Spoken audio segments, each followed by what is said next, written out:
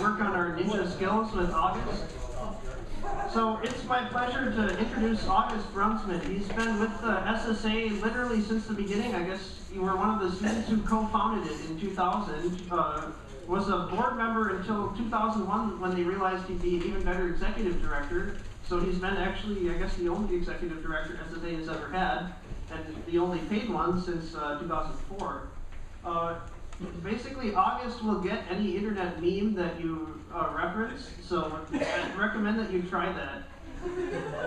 And no, not true. Well, we'll see. Oh, really?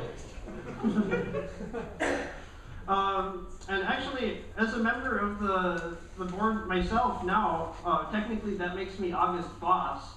And if any of you would like to be August boss, it is a lot of fun. I think the board elections are coming up, is it May now? I should probably know that. But I think I'm up for the election too, so maybe I shouldn't have said anything. But at any rate, August is going to tell you about something almost as important as succession planning, which is how to get money for your group to do expensive things in the first place. So please welcome August again.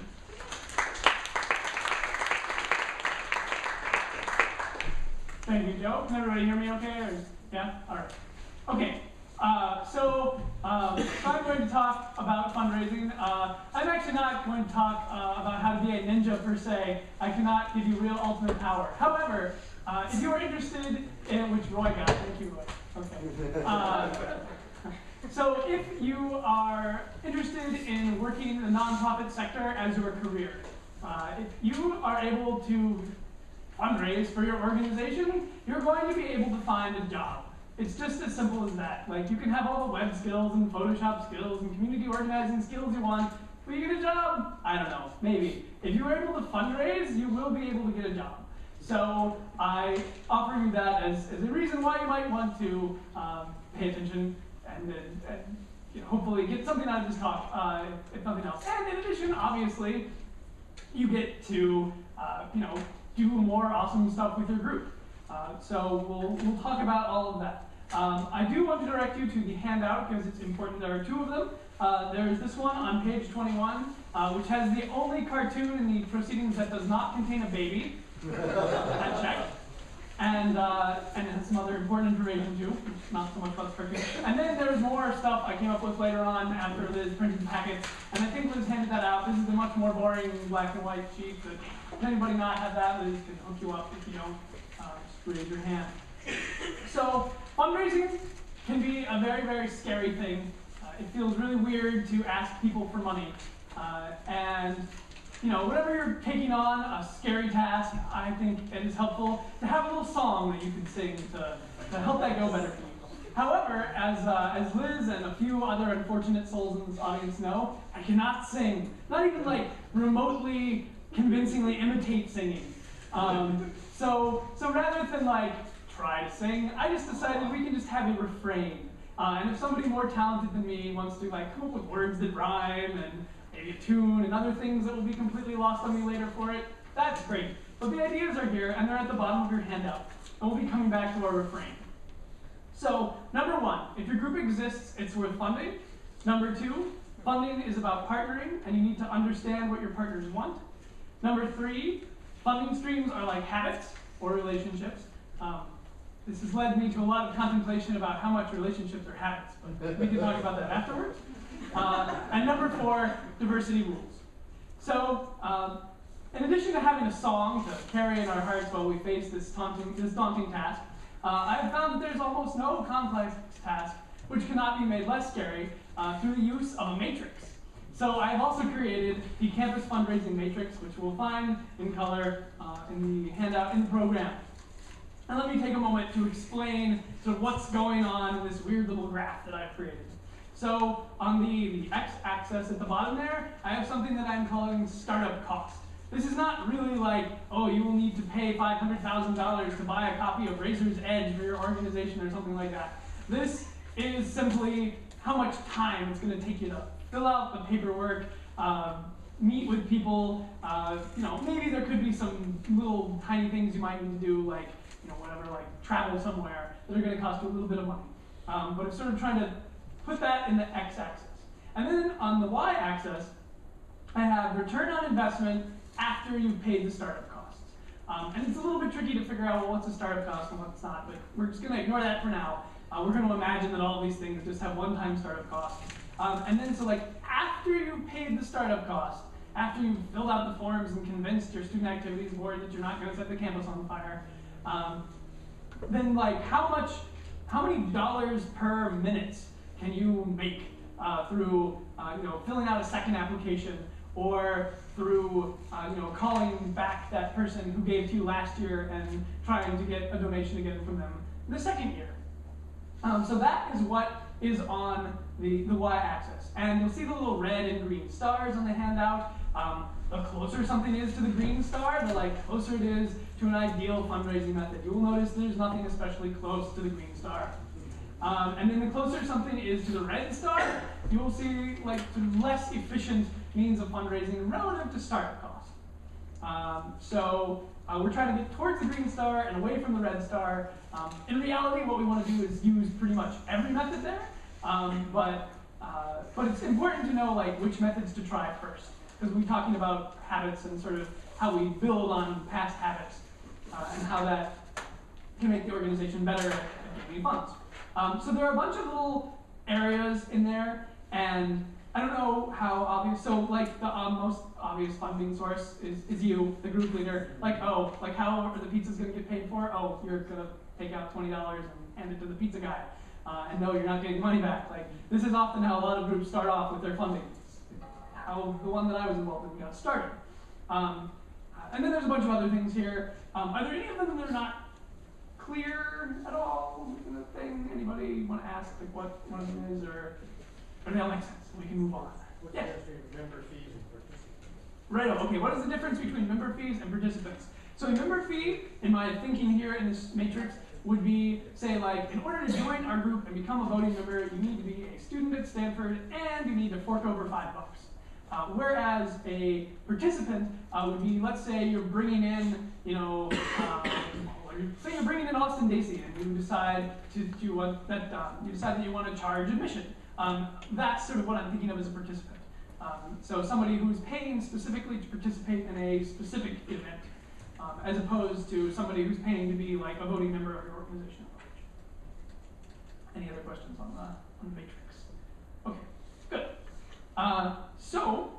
One more time with the refrain. We're going to be doing the refrain a lot. You're going to be oh, the refrain is so boring. Why does he keep coming back? I know you're all brilliant people and you went with 1600s on your SATs, but it turns out even smart people learn better from repetition. So slog through it. 1, if your group exists, it's worth funding. 2, funding is about partnering. Understand what your partners want. 3, funding streams are like habits or relationships. 4, diversity rules. So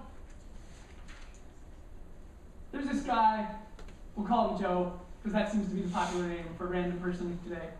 And he had been a businessman, he still was, but hit a very bad patch.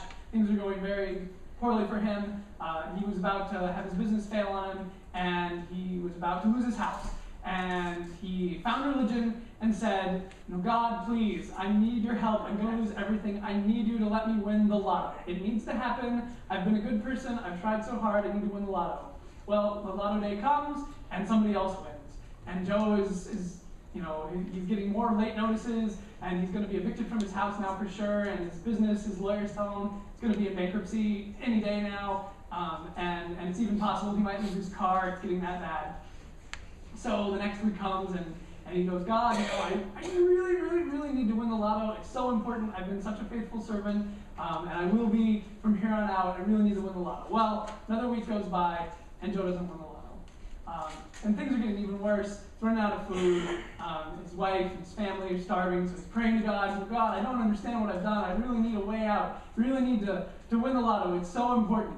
Well, there's a flash of light, and the heavens part, and there's a booming voice of God. And God says, Joe, meet me halfway on this. Buy a ticket. So the payoff here, the reason I'm saying this is the tie-in to number 1 there. If your group exists, it's worth funding. You need to ask for support. It does occasionally happen that after your group has been around for 15 years and you've been doing great stuff, that somebody will be like, oh wow, your group's amazing, here's a check. When you're getting started out and you don't have a track record yet, that's not going to happen. It's really important for you to go to people that share our values and want to see them advanced and are really excited, because trust me, in every city in this country, and especially in Northern California, there are people, maybe alumni of your school, maybe just people that are just excited that atheism is finally getting a little bit of its due, that really want to see your group succeed. And there are also lots of great overlapping ideals between the university system, such as it is in place in the United States, and the values that we want to advance. Critical thinking, evidence-based decision-making, these turn out to be core values for both our groups and the universities that we happen to populate. So there are all sorts of people that, well, I should add one more thing to this. There's also a student activities board at nearly every campus in this country that their job is to make campus life interesting. And they partner all of the time with campus groups. Their job is to give you money, but you have to ask them. You won't just get it. So that's all to say that you really need to ask. So if your group exists, it's worth funding, and you should ask. Funding is about partnering, and you need to understand what your partners want. Number 3, funding streams are like habits or relationships, and 4, diversity rules. So, when you're going to ask, if you go up and you ask and you have no idea what you want to do, you're probably going to get told no. A way to sort of think about which funding partners to approach and how is thinking about how you would go about searching for a roommate to live with.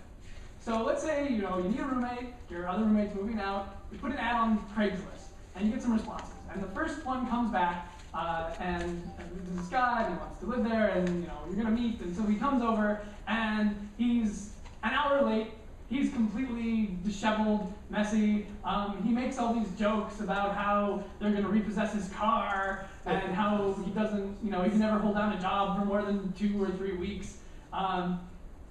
And you think to yourself, okay, well, I'm probably going to wait for something better to come along. So another ad comes in, another person comes through, and that person says, oh, well, yeah, it's, I don't make very much of my job, but I've never been late on the rent, and, I try to clean up, but, I'll admit I'm not perfect. But that I'd really like to live here. I think we'd get along. My girlfriend might not like you so much, like she's angry people. But okay, so there's a couple minuses with this person, but by and large they seem acceptable. Then the third day, so you kind of hold off. And the third day comes, and somebody comes in. They, they're super clean. They are really friendly, and they want to talk to you about all sorts of different things all the time. They want to know all about you. They talk about how they have this great job, and their family has money anyway, and there's no way they'd ever be late on the rent. It's just impossible. They also talk about how clean they want everything and what they would expect from you. Sort of leave with the feeling of like, wow, I'm not really sure if I want to live in the Fourth Reich with this person. Which is not to say that there are funding streams that are like the Fourth Reich. But what I do want to say is, you probably want to maybe there are, but you probably want to level up. So you can start off with funding streams like, okay, let's ignore the crazy people, but that was just for context. But you want to find sort of organizations that do not require so much paperwork, like say federal funding. That requires an inordinate, amazing amount of paperwork to be part of the combined federal campaign or things like that. Like the Secular Student Alliance hasn't done it. Only a handful of national free thought organizations are even part of that.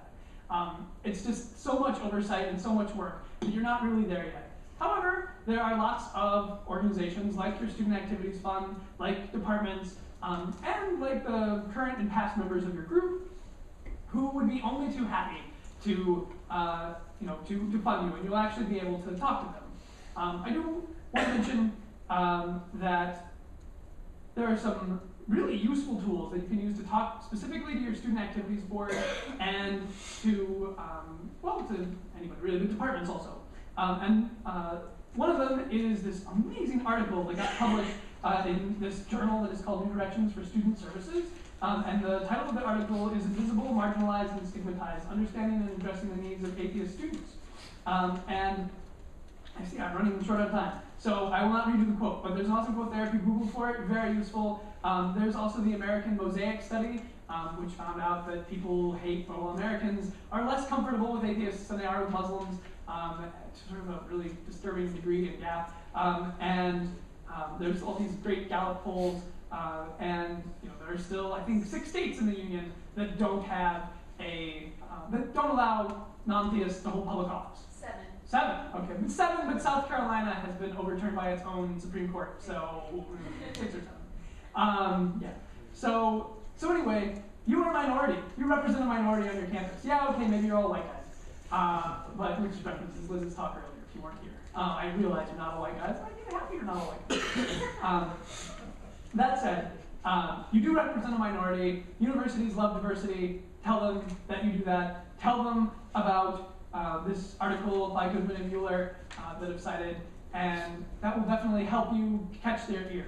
It will also make them understand that your goal is not to go out and burn down the campus church or anything like that, but that your goal is to make the university a better place. Talk about your overlapping values with university values. Emphasize your diversity. So, guess what it's time for? The refrain. All right. If your group exists, it's worth funding. Funding is about partnering. Understand what your partners want. 3, funding streams are like habits or relationships. And 4, diversity rules. So, talking about habits. Now it's time to, well, you just looked at the quote here below, but up above is this sort of sample funding year. It's probably more realistically like a 3 or 4 year sample year with a lot of little details taken out. But it's kind of to give you an idea about how you can build habits and relationships to have your fundraising go better. So I've got across the top here several different events ranging from buying pizza and pop for just a meeting you're having to bringing in Ian Hersey and William Lane Craig to have a debate on your campus. And there's a few intermediate events as well. And I've listed the cost up at the top of the events. I have no idea. Okay, that's not quite true. I didn't think really hard about how much these costs are. In this situation, we're not interested in money out. We're only interested in money in. Down below in all the other columns, I have all sorts of different funding streams. And then, so you can see, well, there's nothing there. It means you didn't get anything. I probably should have put in zeros in retrospect, but hopefully that's clear up. So pizza and pop, it's going to cost $50, and you get to pay for it. Oh boy, it's clearly not something that is sustainable or that you want to repeat. But it sort of gets your group going.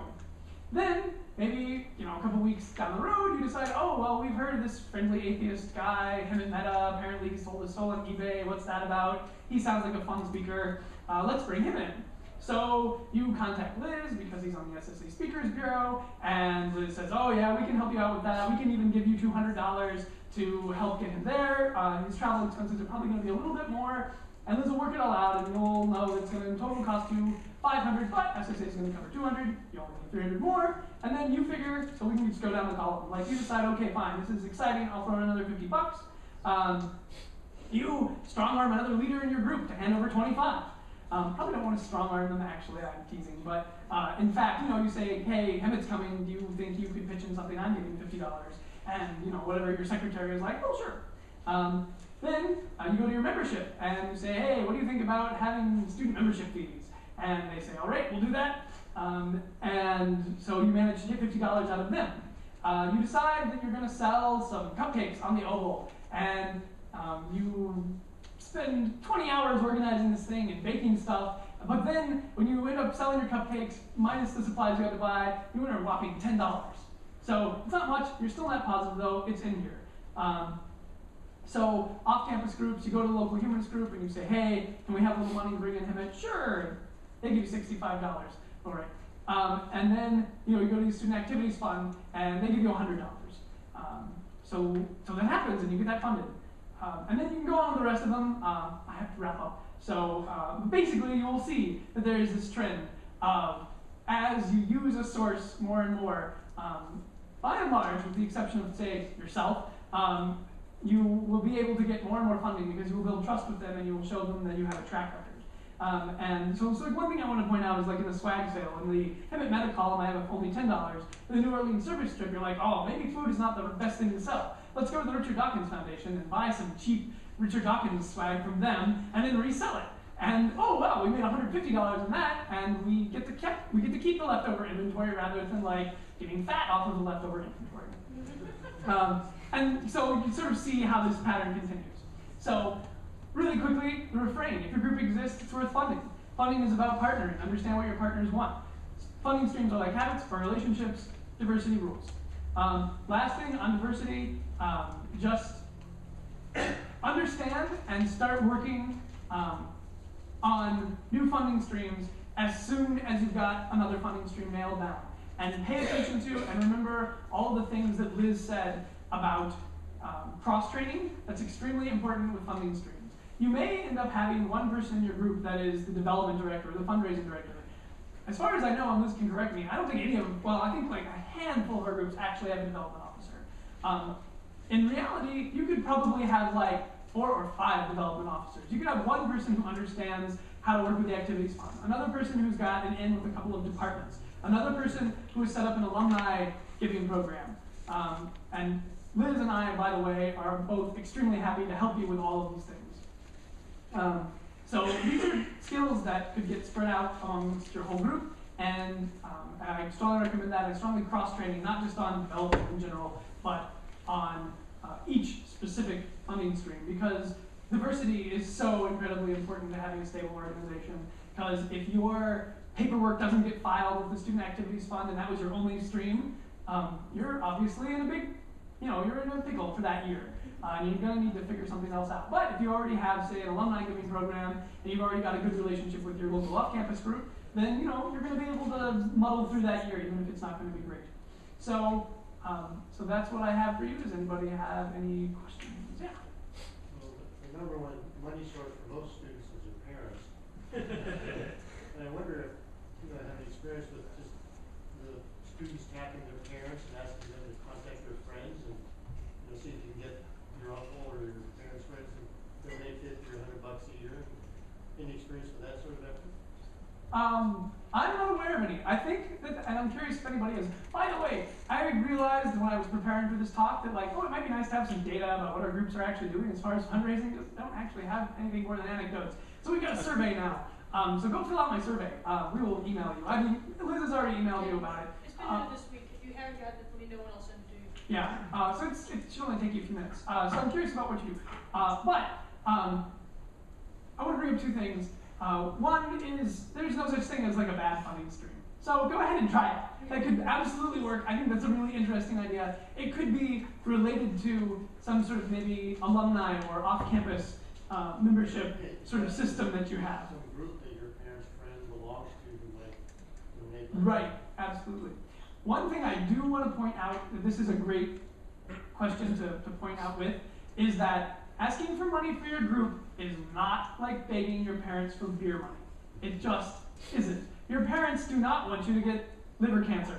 Your parents do not want you to jump off of a 3rd-story building while you're drunk, okay? They do not want you spending their hard-earned money on beer, all right? However, the University Activities Board does want you to have intellectual, well-run, engaging events on their campus. So remember that you are partnering with them. You are not the child asking them for money. You are the partner asking them for money, which is a resource that they have probably been mandated by their campus to give out. So I'm not saying don't ask your parents for money. I'm saying that they're different things, and just be aware of that.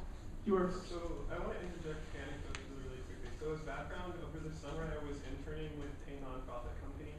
One of the things I was doing was working with their major gift program. I also realized over the summer that most companies, or at least many companies, have a blanket policy that if any 501c3 organization asks them for stuff, they give them stuff. My favorite thing was sending Mrs. Fields a letter asking for a donation of products for the morale of the interns working in the major gifts program, which was only me.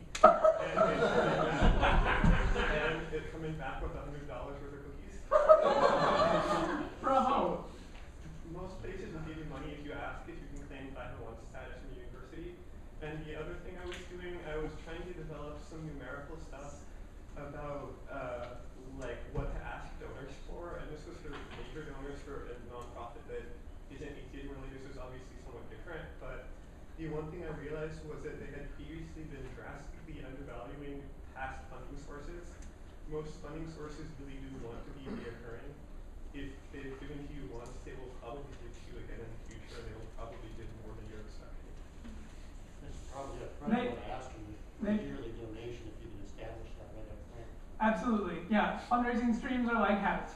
That's absolutely true. Okay, last question. Like, those are both great. Do you have any suggestions to recovering your money from groups that, well, currently what's happening, we had a fundraiser for our group, Okay. and it's supposed to be an outside organization giving us money for it, Okay. and they pretty much just kind of said, we'll eventually mail you a check. You know, the squeaky wheel gets the grease. Be a pain in their ass. Call them all the time, find out who they care about their reputation to, and say, hey, I was trying to get in touch with this organization. Do you happen to know how I could get in touch with them to recover the money they promised me and didn't give me? I mean, obviously stay within the limits of the law, like don't say anything that's not true, okay? But, before you go out and do all that, actually, like, make sure that it wasn't a mistake and that they know that they are not living up to their end of whatever bargain that you have struck.